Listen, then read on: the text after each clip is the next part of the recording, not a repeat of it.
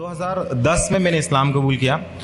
2009 में मेरी शादी हुई थी। 2009 तक मैं अपनी ज़िंदगी गुजार रहा था जिस तरह से एक आम जाहिल या जिस तरह से गुजारते हैं। 2010 में इस्लाम कबूल करने के बाद अल्हम्दुलिल्लाह 2012 में मेरी वाइफ, मेरी अहलिया ने इस्लाम कबूल किया। इस्लाम कबूल करते हुए साथ में ये भी बड़े मसले सामने आए कि कौन हमारी गवाही देगा, कौन एडवोकेट सामने आएगा। कोई भी सामने को आने को तैयार नहीं। यहाँ तक कि एक इदारे में हम लोग गए जहाँ पता चला कि यहाँ सर्टिफिकेट बन जाते हैं, यहाँ आपको आसानी हो जाएगी।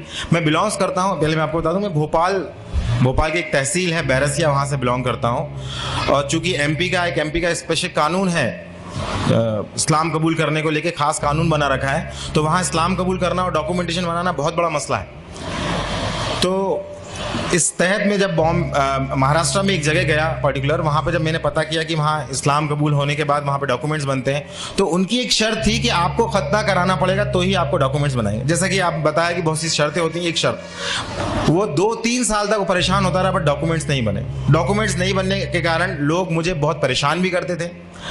अल्हम्दुलिल्लाह अल्लाह सुब्हान तआला ने एक चीज़ महसूस करा दी इस बीच सारी, कि मुसलमानों का बिहेवियर, गैर मुस्लिमों का बिहेवियर, मुश्रिकीन का बिहेवियर आपके प्रति क्या है। सारी चीज़ अल्हम्दुलिल्लाह साथ में कुरान में पढ़ रहा था।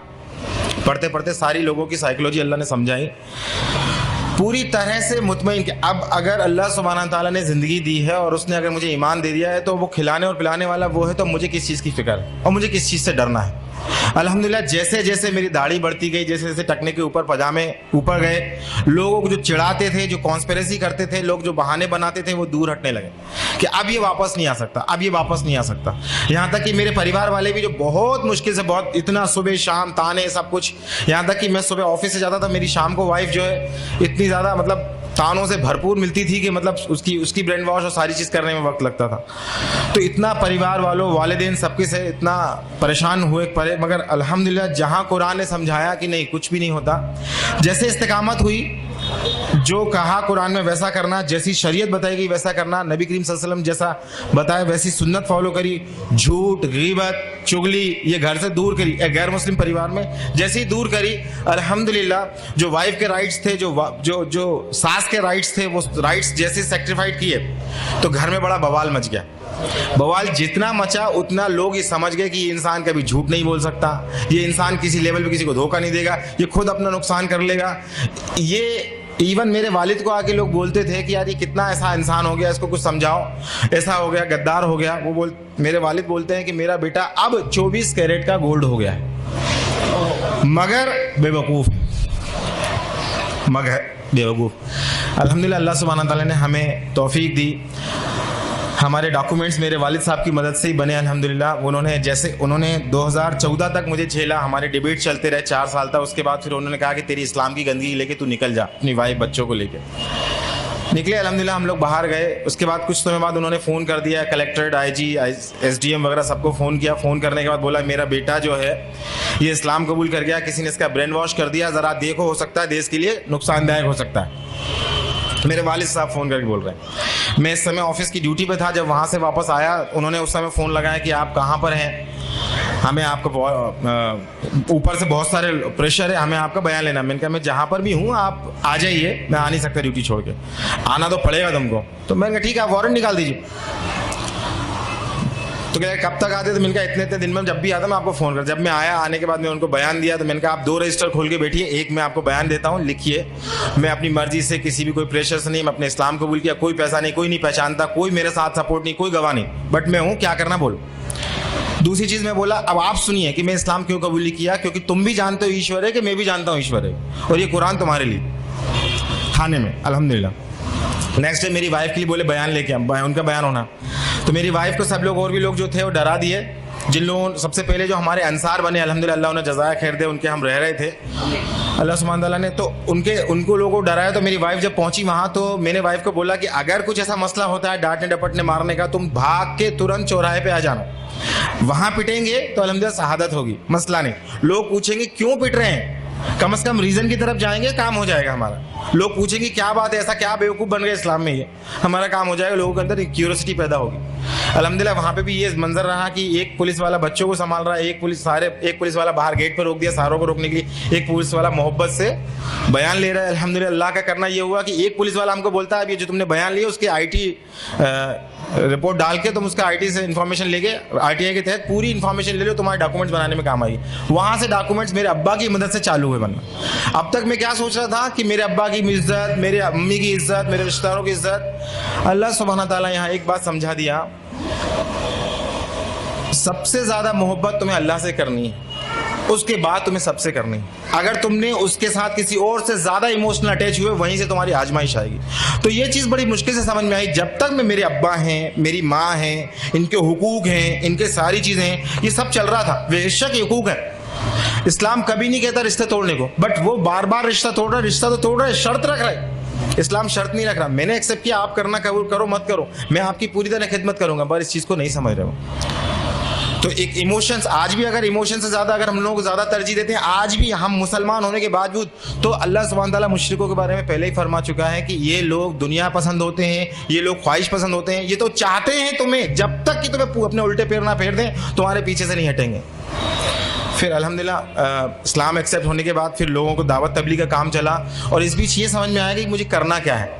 फाइनली अल्हम्दुलिल्लाह मेरी जॉब चली गई 2015 में, अल्हम्दुलिल्लाह बोलता हूँ, क्योंकि बड़ा मुश्किल वो मुझे झेल रहे थे। उसके बाद उन्होंने कहा कि हम अपना, मैंने कहा सर क्यों चली गई जॉब, जरा मुझे बताएंगे।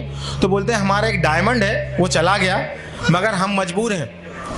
विश्व हिंदू परिषद, RSS सबके फ़ोन आते थे, कोई लोग मुझे धमकाने आते थे। चूँकि मैं बिलोंग करता हूँ, बताना भूल गया, मैं बिलोंग करता हूँ जैन मज़हब से, जैन दिगंबर, जहाँ के मुनि बरहाना घूमते हैं, उस मज़हब से बिलोंग करता था। वो मुनि, उनसे डिबेट होती थी, डिस्कशंस होते थे, बहुत सारी चीज़ें होती थी। बट मेरी अम्मी बार बार नए नए मुनियों के पास लेके जाती थी, और ये हर बार कहती थी कि इनको नहीं आता, इनको कम आता है, तेरे को दूसरे के पास लेके जाएंगे। जब मैं इस्लाम एक्सेप्ट किया, इस्लाम एक्सेप्ट करने के बाद सबसे पहले मैंने तौहीद एक्सेप्ट की। तौहीद एक्सेप्ट करने के बाद मैंने कहा कि यार ये तौहीद समझ में आ गई, मगर ऐसा समझ में कुरान हक है, कुरान कैसे नाजिल हो गया अपने आप, कोई मोहम्मद सल्लल्लाहु अलैहि वसल्लम आके कल को बोलते हैं तो मैं तुम्हारा रसूल हूँ। इसकी तहकीक के लिए जब मैं इस्लाम एक्सेप्ट कर लिया, बनिया था मैंने कहा अगर ये हक है तो पहले इस्लाम कबूल कर लो बाद में ऐसा नहीं होगा, केवल गफलत की बात है। तो जब मैं इस्लाम एक्सेप्ट किया, फिर मैं हिंदुइज्म की किताबें पढ़ा, फिर जैनिज्म की किताबें पढ़ा। सब पढ़ने के बाद अल्हम्दुलिल्लाह स्कॉलर से डिबेट करने के बाद अल्हम्दुलिल्लाह पूरी सर्टेनिटी जब आ गई, अब फिर मैं गैर मुस्लिमों के में काम भी करने लगा। और मुसलमानों के लिए जब उन लोगों के बीच जब मैं निकला, तो जब सबसे पहले मेरी जॉब गई तो मुझसे किसी मुस्लिम भाई ने मुझे जॉब दी, अल्हम्दुलिल्लाह उन्हें जज़ा खैर दे। मगर 1 महीने बाद वो जॉब चली गई। उन्होंने कहा ये नया मुसलमान आया है, पता नहीं इससे खतरा है, हमारा इंटरनेट से इल्म हासिल कर रहा है, गुमराह है, दूसरों को गुमराह करेगा। तो वो जॉब मेरी चली गई। फिर एक मुसलमान के घर हम रहने को गए, उन मसाला अल्लाह उन्हें जज़ा खैर दे, राह हिदायत पे दे, इंतकाम इनका ईमान पे हो। 1-2 महीने बाद, 1 साल तक उन्होंने रखा। उसके बाद कहा कि तुम हमारे में से नहीं हो, तुम हमारी बात नहीं सुनते, हमारे साथ नहीं जाते, उठते बैठते, हमारे मिजाज नहीं मिल रहे, तुम खाली कर दो मकान भी खाली। अल्हम्दुलिल्लाह लगातार अल्लाह सुब्हाना ताला अपने दीन के हक होने, लोगों की जहनियत, और अगर जो अल्लाह का है जो अल्लाह का नहीं है, इस बारीक लाइन को वाज़े समझाता जा रहा था। तो मैं आज अपने सारे मुसलमान भाइयों को जो रिवर्ट है उनको मैं तो कुछ नसीहतें मेरी जो तजुर्बे हों उनको मैं देना चाहता हूँ।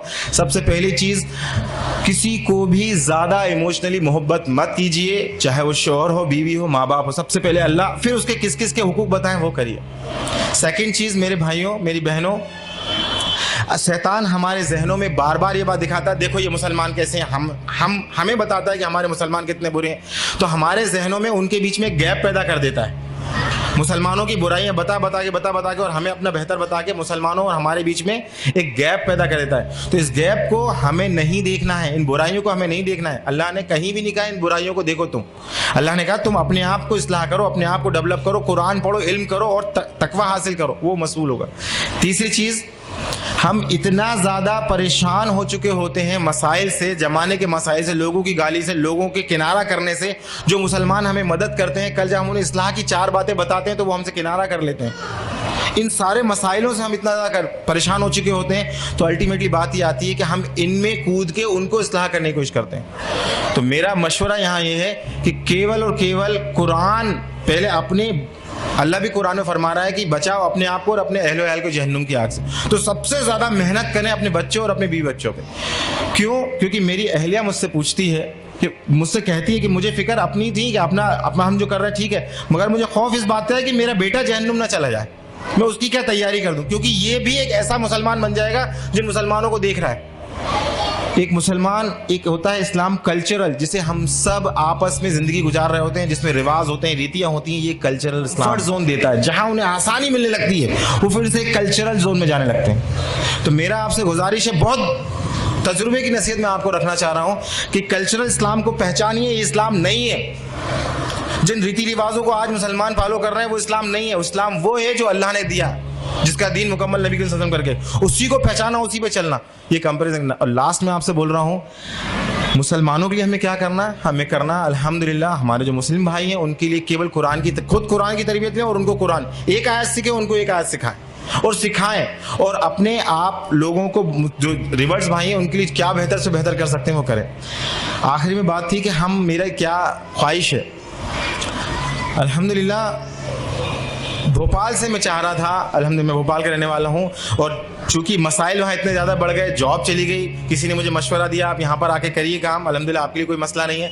अल्लाह ने यहाँ पे प्रोफेसर की जॉब दिला दी, अल्लाह ने वेल्थ सेटल घर कर दिया, हिजरत की बरकतें दिखाई, ईमान इतना बढ़ा है अल्लाह ने, अल्हम्दुलिल्लाह। तो मैं चाह रहा था कि कोई एक इदारा ऐसा होता जो केवल रिवर्स के लिए काम करता। कुछ इदारे हैं जो दावत के काम करते हैं, मगर दावत के बाद क्या, उनकी तरबियत का क्या, उनके मसाइल का क्या। तो मैं इवन हैदराबाद में भी 2-2.5 महीने में सोच रहा था, ढूंढ रहा था कि कहीं कुछ ऐसा हो। अल्लाह का करना हुआ, कुछ एक हफ्ता भी नहीं हुआ मुझे पता चला अल्हम्दुलिल्लाह एक ऐसे लोग हैं, ऑर्गेनाइजेशन का भी नहीं पता था, ऐसे लोग हैं जो काम कर रहे हैं। अल्लाह सुब्हानहू तआला उनकी मामला को कबूल करे, उन्हें खूब दुनिया और आखिरत में नवाजे।